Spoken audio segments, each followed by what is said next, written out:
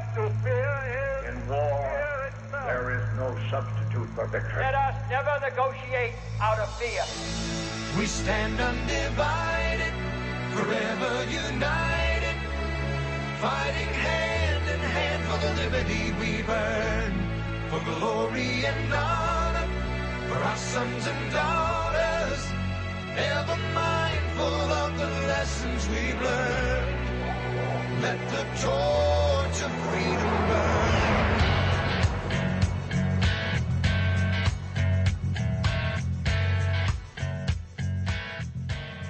Welcome to the intersection of faith and politics. This is WallBuilders Live. Thanks for joining us today.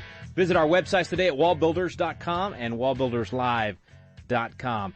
So, David, when we're going to talk about, I'm Rick Green, by the way, here with David Barton. David, with the idea of faith and politics, obviously education, a big topic on our program.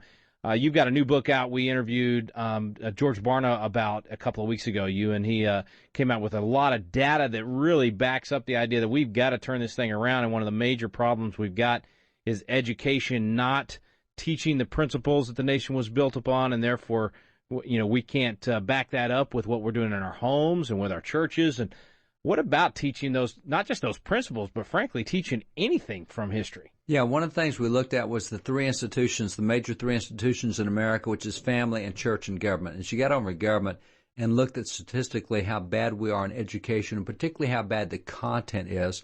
That has to be turned around. And here's a great example. Here's a recent article. Now, grab this. This is done by what's called the American Council of Trustees and Alumni. These are the folks on the college boards. So you have all these hundreds of colleges in America. What they found was that a majority, more than half of U.S. college graduates, okay, pause and think about that. So we're not now talking about 17 years of school, usually K through 12, so give it 13 there, 4 more in college. We're talking about 17 years of education. The first 13 were paid for you. The last 4 you paid for, and depending on where you went, you could have spent up to $200,000 on those last 4. Grab this. A majority of those who have had 17 years of education in America do not know the length of a congressional term. Now, you would think that people might recognize how often elections occur, but they don't know the length of a congressional term. Now, this is not just anybody off the street. These are college graduates. College graduates. These aren't GED high school dropouts. We're talking college graduates. A majority don't know the length of a congressional term. They don't know what the Emancipation Proclamation was, and they don't know which Revolutionary War general led the American troops at Yorktown. Now, that's a majority of those who have had 17 years of American education. And when you look at the recent analysis this group did at nearly 1,100 four-year colleges and universities, not junior colleges, four-year colleges and universities, only 18% of schools require American history to graduate. Only 3% require economics to graduate. I wonder why the free market system seems to be floundering. I wonder why entrepreneurship is down. I mean, 3% require any economics courses graduate. Or why you have such a large number of people that socialism is no longer a negative term to them. Exactly. And there it is right there. We're paying good money to make sure our kids don't know anything about who we were or what made us special. So in looking at that, that's a pretty big-sized problem. We got to make a U-turn. There are folks out there that are working on making that U-turn, but we thought a really good guy to comment on this is a guy who's very much intimately involved with training these kids in college. He is literally the dean of the School of Government at Liberty University, and Liberty is one of the few universities we do recommend and push because they are so good. But you have Dr. Shawn Akers, and he's going to be a great guy to give us a good perspective on where we are in America right now on this. Dr. Shawn Akers with us when we return. Stay with us on WallBuilders Live.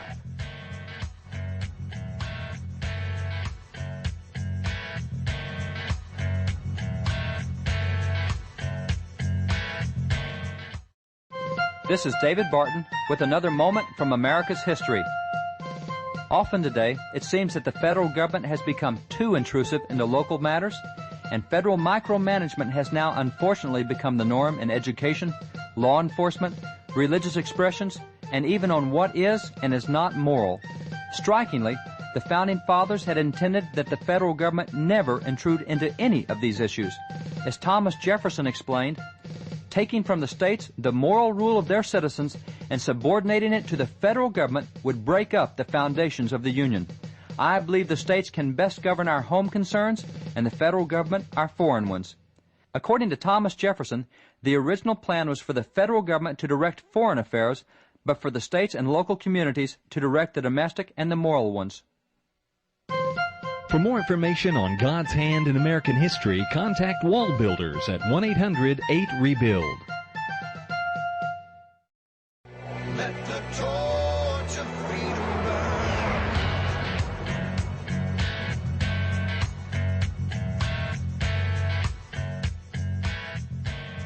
Welcome back to the intersection of faith and politics. WallBuilders Live. Thanks for staying with us. Our guest today is Dr. Shawn Akers. He's the dean of the School of Government over at Liberty University and also professor of law there at Liberty University Law School. Dr. Akers, good to have you on WallBuilders Live. Thank you so much, Rick. It's great to be with you. Hey, we saw this article detailing how little is taught about history in our colleges across the country. You're involved with this not only on a college campus. You serve as an advisor on National Public Policy Strategy Coalition. So you're looking at the impact of our education system on policy around the country all the time. I mean, what is the cost to us as a nation in not simply teaching history and civics on our college campuses across the country? Well, the founders set up a system that was generated to give us the maximum amount of liberty. But they said that our Constitution was drafted for a religious and a moral people, a people that would govern themselves. And when we stop teaching the ability to govern oneself, you have a real problem with a self-governing republic. People aren't equipped any longer to do it, to govern themselves. When you stop teaching history, you stop teaching this incredible art of self-governance that the founders designed and implemented and taught the very first and subsequent generations of American citizens. When you abandon that, then you wind up in a real hole, a real problem of an undereducated populace that don't really understand how to handle the incredible powers of liberty. This is like putting taking a $200,000, the hottest hot rod on the planet car, and putting somebody in that's never driven a car, never taken driver's ed, and doesn't have a clue how to operate that car, and giving it to them, engine running, and expecting them to be able to operate that vehicle. It's the same thing. We're handicapping ourselves to the point that we can't. The system works. The principles are still the same. They're timeless, but you can't hand over those principles and that system of government to a people that have no clue how it works. That is a great analogy. That's exactly it. None of us would go out to our 10-year-old and give him the keys to a Corvette. The thing has way too much horsepower. Its capabilities are phenomenal when the child is mature enough and old enough and educated enough and has garnered enough experience to handle it. And that's really what this whole education process is, especially those formative early years, and those years right at that high school and college level where students are becoming adults and they're using those things that they learned as children. Now it's all beginning to come together, and they're just about to be recognized at that 18-year mark as adults who have the right. They may not have the ability, but they have the right to drive the car at that point. And that's really where universities and colleges step in to fill the gap, to hopefully do that final polish and make sure that students are prepared to be adults in a free society. I have to admit, Dr. Akers, I was surprised in 2012 with the election results. I thought that after the world and the nation had seen the socialist tendencies of the president, they would reject it. That in 2008 they just didn't know. If you weren't watching Fox News or some of the other alternative media sources, you just had no idea what this guy really believed. But in 2012, everybody knew, and yet half the country still voted that way. I've seen these polls where young people are socialism is not a word they're afraid of it anymore. But this study in this article we just saw, it's from a deal called "What Will They Learn" by the American Council of Trustees and Alumni.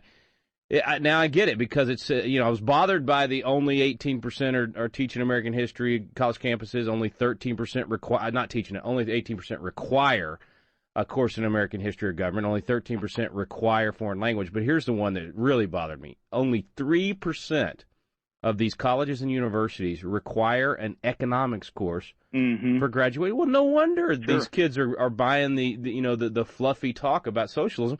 It sounds good if you don't have a clue the difference between socialism and capitalism and how our system is built. You know, this thing really revealed a decision point that we have to make in every educational choice and in our education system.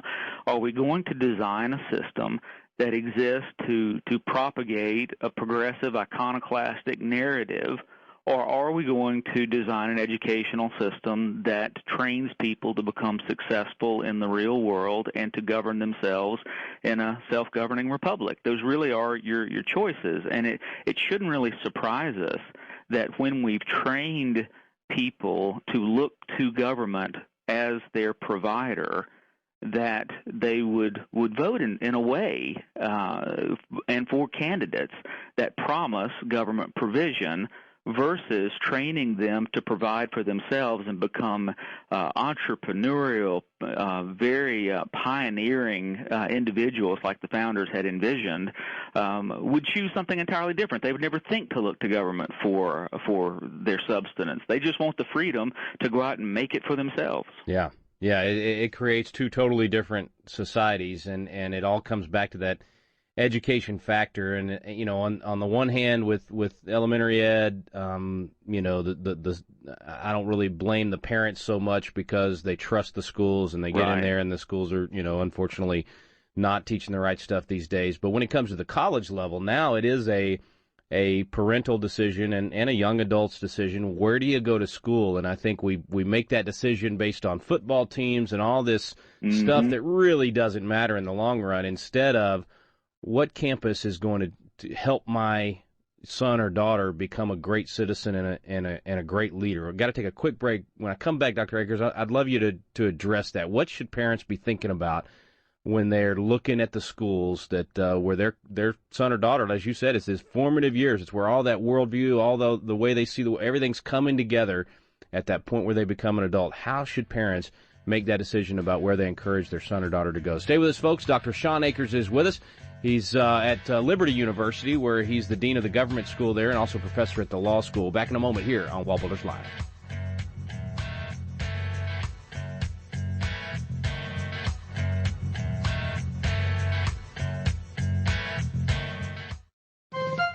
This is David Barton with another moment from America's history. How should we respond if confronted with frustration and conflict? The proper response was given over 200 years ago in a lengthy speech when Benjamin Franklin told the delegates at the Constitutional Convention, "In this situation of this assembly, groping as it were in the dark to find political truth, how has it happened, sir, that we have not hitherto once thought of humbly applying to the Father of lights to illuminate our understanding? Have we now forgotten that powerful friend? Or do we imagine we no longer need His assistance? God governs in the affairs of men.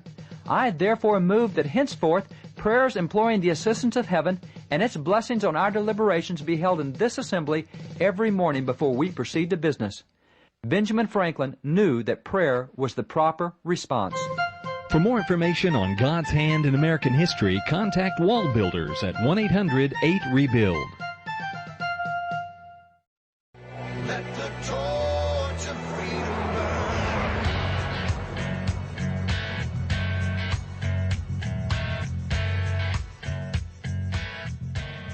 Welcome back. Thanks for staying with us here on WallBuilders Live. Dr. Shawn Akers, our guest today from Liberty University. And as we went to the break, Dr. Akers kind of posed the question to you. Obviously, you're a little biased since you're at Liberty, but, it's one of the few schools David and I actually recommend here on the air. But just thinking generally, parents, in right now that have that high school senior maybe this year and they're thinking about where to go next year, what do you think they should factor into those decisions? Well, one of the really good byproducts of living in a free market society is that free market principles make sense when they hit home, and we're finding that that's really the case in higher education. Students have choices these days. They have a lot of choices. With the advent of online education, they're not even limited by geography anymore. So what they're really looking for is return on investment. They're asking that very difficult question of what educational institution is going to allow me to both pay off that education and to earn a living for myself and for my family afterwards. That's increasingly becoming a fundamental question. So the days, I'm not sure how long-lived the days of choosing just based on popularity and affinity and just kind of the football team era of choosing educational institutions. I don't know how long it's going to last when students are having to pay off enormous student loan bills. So what I think they should be looking for. Hey, Dr. Akers, if I could jump in on you Sure. before you give me that list of what you think you got to look for, because you just mentioned something, and it's that student loan debt. The same article we're talking about talked about it. It's passing the $1 trillion mark. Yep. And not only, because I mentioned the football team, but even the schools that parents might think, well, that if a kid just goes to Harvard or if they just go to Yale, they're going to be set. Well, this study on what these schools are teaching gave Harvard a D, gave Yale a D, Vassar an F. So it's not, even sometimes the names you think are going to give your kid the best education, it's not like it used to be. But go ahead. So what do you think they should look for? Well, and let me follow up on that, too. That's a fantastic thought. That name may very well, there's nothing bad about having a great name. It may very well get your foot in the door. The question in today's much harder economy is what can you do once your foot is in the door? Yeah. So while it may give you a front-end edge to have a reputable name, you have to be able to toe the line and be productive and really do the work when you're there. And that's really what we concentrate here on at Liberty is to equip students to tackle real-world issues in a way that's going to make them shine out in the professional field and in society in general. We want them to have a very well-rounded education and understanding of society, of government, of how it works, but also to be the leaders in their field. So the technical expertise and the background knowledge needed in whatever field they choose to go into, that's the thing that's going to provide that job security that's necessary to pay off student loans. How do you factor in even the faith element and the worldview side of it? We in the faith community, we raise our kids and we want them to share those values, but very often we send them off to a school that tears down those values. And again, it may be the school you went to, and it was a little different 20 years ago, and you send your kid there, and now there's not a single professor on campus that shares those values. And sometimes it's a school with might have Christian in the name, or you might think of it as a faith-based university, but is it really that way anymore? Solid reasoning doesn't have an expiration date, and what we're finding is that Judeo-Christian worldview that was so closely related to especially the people of the American founding, not just the founders, but the body politic, the population of the United States at the time. There is a deep logic, a deep goodness to that thick Judeo-Christian foundation that we find when students are given the opportunity to analyze openly and to think deeply, these good ideas rise to the surface. There's a reason that they've been around for so long, and it's because they produce good fruit. They produce good results. And we're finding that Judeo-Christian ethic and worldview produces excellence in every field. Yeah, no doubt about it. And that's, we were just talking the other day, we had George Barna on the program. He and David just did this book U-Turn, and just talking about that really synergy that's created when the church and government are singing the same song. That the value system that the faith community has instilled in people.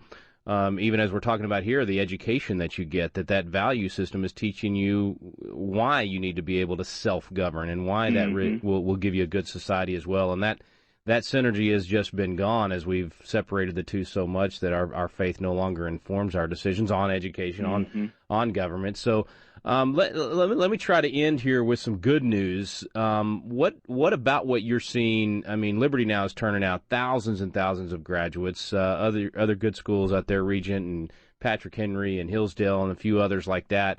What do you see in that? I know those are the minority of schools, and I realize this article we're talking about today, only a few schools are teaching these things that should be taught. But in those campuses, do you see a remnant? I mean, the students you're working with every day at Liberty, do you see a remnant of young people that you think can lead their generation back to these founding values? Oh, without a doubt, without a doubt. We literally seeing something of a pushback, a little bit of reverse iconoclasm against some of the things they learned in other institutions where they're thinking for themselves finally, and the feedback that we're getting, and this is what's really encouraging from the outside when we send students as interns or they graduate and go out as employees. The feedback that I get is that they are on par or better than any of their counterparts from other institutions. They are just as good as any student out there. So these ideas are working. The students are positive, they're informed, and they're very optimistic about the future, and I'm optimistic about the future in their hands. Oh, good. You're right there on the ground, and it's always good to hear encouragement from inside the belly of the beast, where this next generation is being trained, and no doubt that's not just our future. I mean, they're, like you said before, at 18, man, they've got the keys to the car and are able to influence that government. So we need to be encouraging through our state legislatures. I wish we had more time because I'd love to ask you about that. Maybe we get you back to talk about what, from a policy point of view, what citizens can encourage their legislatures to do, because so much of our state and federal monies are going to these universities that are not preparing our young people. So maybe we need to be thinking about influencing those leaders to either stop funding or fund it with a requirement that we get back to these civics lessons. Dr. Akers, God bless you, brother. Appreciate what you guys are doing at Liberty. Thanks for taking the time to come on and share with us. Let's get you back again soon. Thanks so much for having me, Rick. We'll be back in a moment with David Barton.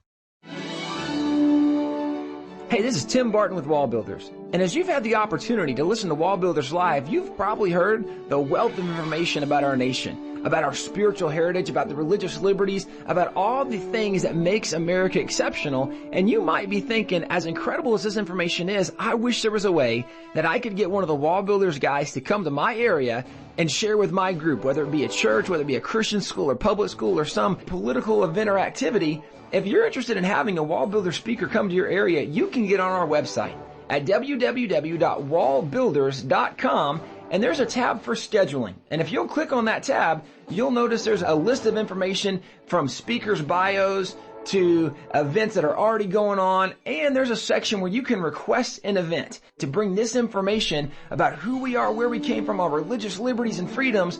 Go to the WallBuilders website and bring a speaker to your area. Let the torch of freedom burn.